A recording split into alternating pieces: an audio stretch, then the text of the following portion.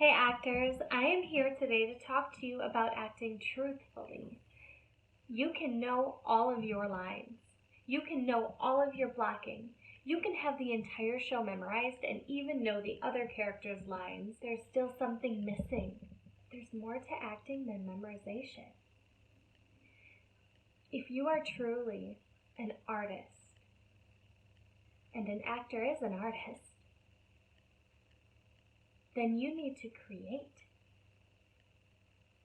Creating a character is vital in being an actor. If you're not creating a character and you're just memorizing lines and saying them in the right order and doing the blocking you've been told to do, you're not an artist, you're not an actor, you're not a creator, you're a copy machine.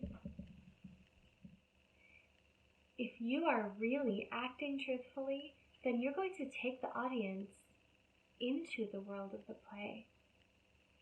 They will leave behind everything that they know about their own natural world, and they will be with you. They will believe you. They will believe that your character has life. They won't be thinking, oh, that's a good actor saying all of those lines. Must be hard to memorize. No.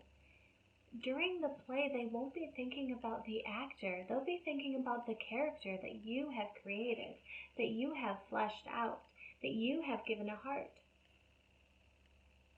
That's your goal as an actor. Make the audience stop thinking about you and how brilliant you are and more about the story that you are telling.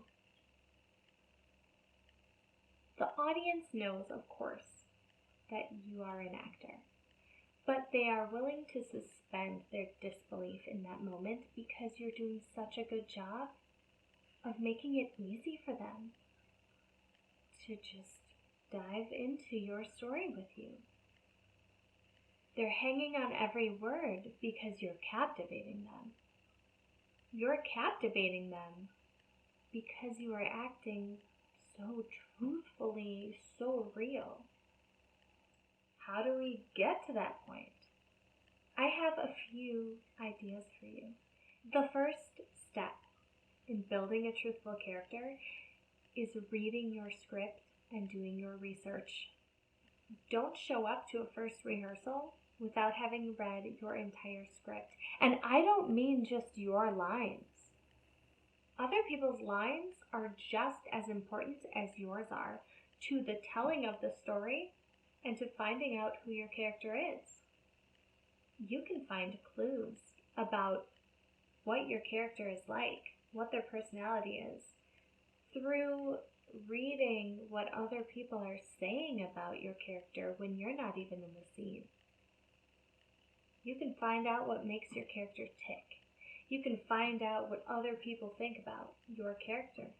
Their opinions matter. If your character is a true historical figure, somebody who actually lived, then you can read books, autobiographies. You can find an infinite number of resources in some cases, depending on who the historical figure is. You can find out a lot about their real life, and you should. Don't ever go into a show trying to portray a real person who existed without knowing every possible thing that you can about their life. You've got to know as much as you can. But in most cases, you're playing a fictional character. Your character exists only in the world of the play. This is where being an artist, this is where being a creator comes into play. You need a backstory. Your backstory is, in my opinion, the number one most important thing that you can do before you start rehearsals. Your character backstory is going to include a lot of information that really you make up. And there is no wrong answer unless it is something that doesn't fit within the entire story of the play, or if it doesn't match your director's vision. So those are really the only two times that you may have a wrong answer. But be smart. Don't try to make up something crazy that isn't going to fit. Okay? You get to be creative here. You get to create your character's backstory. You may find information within the script that says something about where you grew up, or a sister that you have. Or your script may not give you any of that information. Now, this is a big homework assignment. Only you can do it. You can't ask your director to do it for you. You're the actor. You're the creator. You're the artist. So do the work. You can ask your director about their overall vision for the show, or about how they perceive your character. You can ask them if there are some things to keep in mind. I will create another video that talks just about backstories and how to create one. Like and subscribe and hit the bell if you want to be notified when I get that video up. The next thing that you need to do is look for the subtext. Subtext is what you mean, not what you say. Because in a play, a lot of what you say doesn't really mean what you're saying. Or sometimes what you're saying is a bit ambiguous. And if you don't really make it clear what you mean by it, then the audience is going to get confused. You need to help the audience understand the story by understanding what you're saying yourself. For example, let's see, a character may say, "I'm leaving you." So what does that line really mean? Is it a husband and wife and a spouse is leaving? Do they really mean, "I'm exhausted, I'm not dealing with this anymore, but I still love you"? Or do they mean, "I don't love you at all anymore, I've fallen in love with someone else"? Do they mean, "I am trying to get something from you in response to me making this brash move"? To know the script and know the story and make sure that your choice moves everything toward where it needs to go. If you're not sure, then look back to your backstory that you've written to figure out what your character would say, thinking as them based on what you've created about who they are, what makes them tick. If you don't have a subtext, then it's kind of boring. You could say your line perfectly, word for word. Great job saying your line word for word, but if you don't make me feel something by saying that line, then you've left something on the table. You want to make the audience feel what you're saying. If you just say the line because you memorized it, again, what are you? A copy machine. Don't be a copy machine. You might as well then just take your script up there and read the lines. Tell the story by telling it from your character's perspective. And the only way you can really do that is by knowing your subtext. Figure it out. This is your homework. You can't ask your director about it all the time. This is part of what makes acting an art. So don't skip it. Don't think, "Oh, it'll come to me later."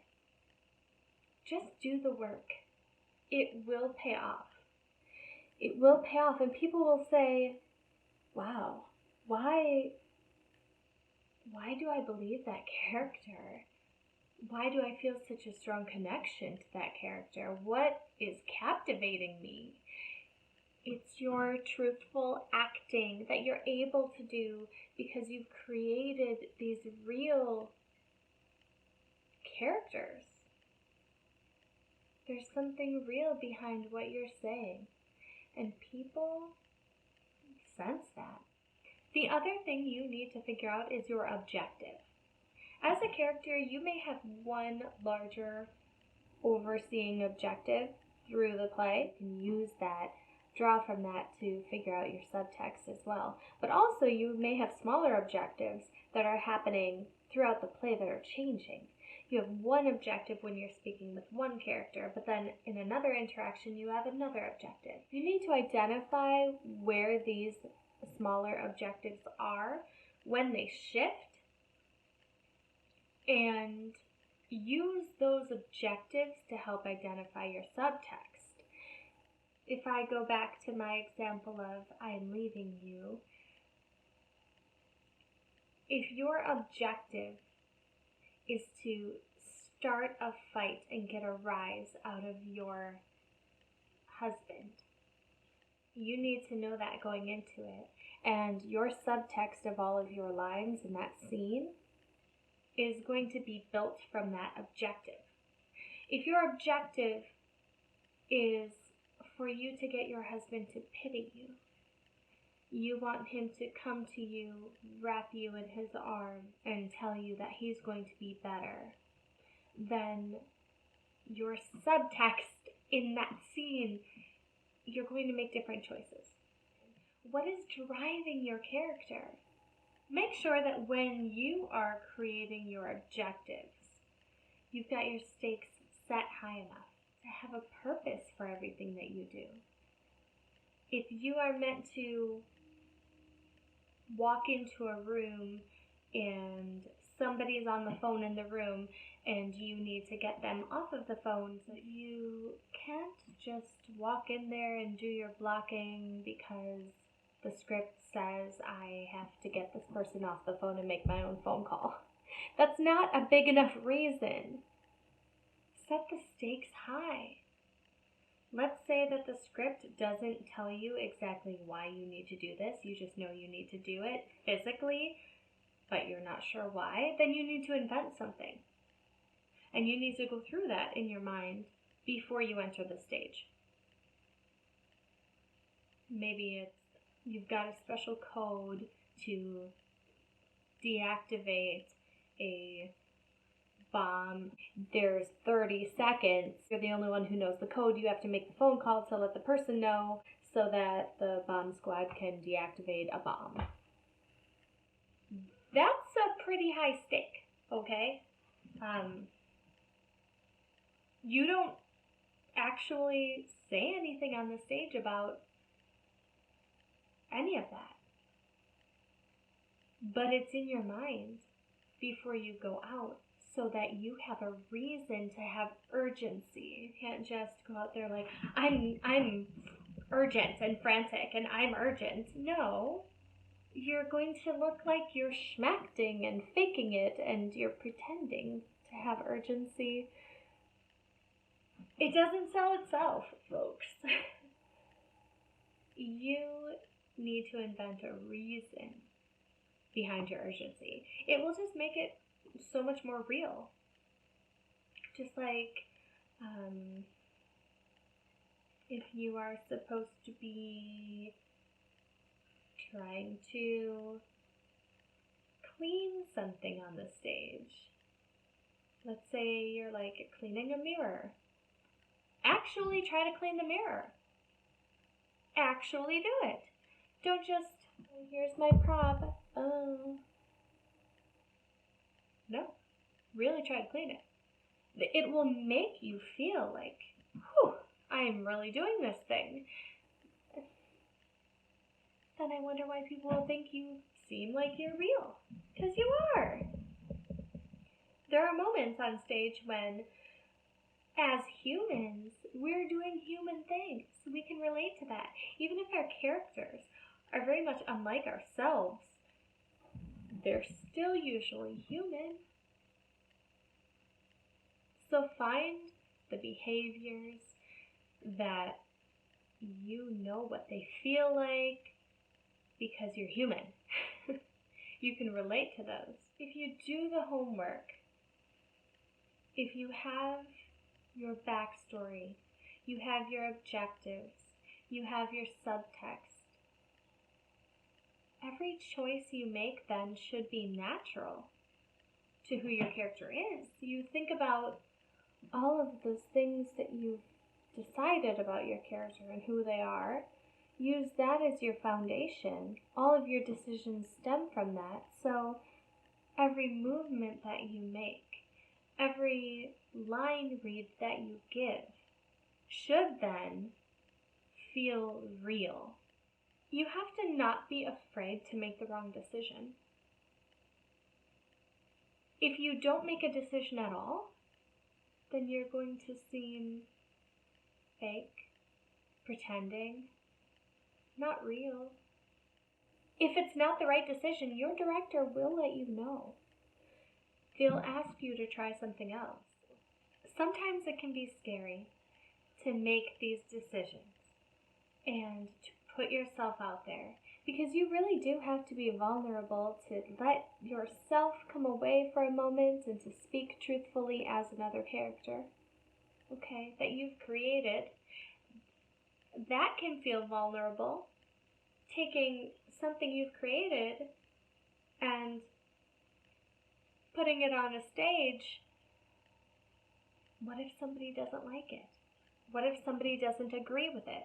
What if somebody doesn't understand your character? What if your director doesn't like the choices you've made with your character, right?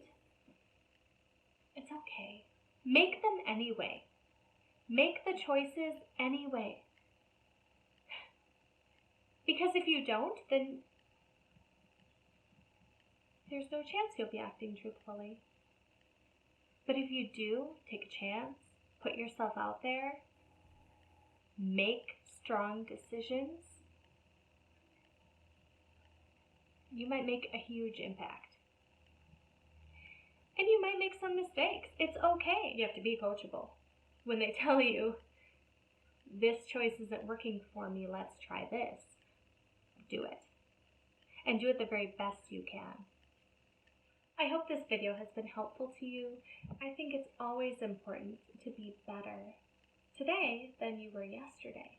So always try to be better today. Always try to think of something that you can do to improve. I'm going to make more videos like this, so if there's a specific topic that you want me to cover, make sure you comment below, and I will definitely try to cover everything. So, until next time, cheers.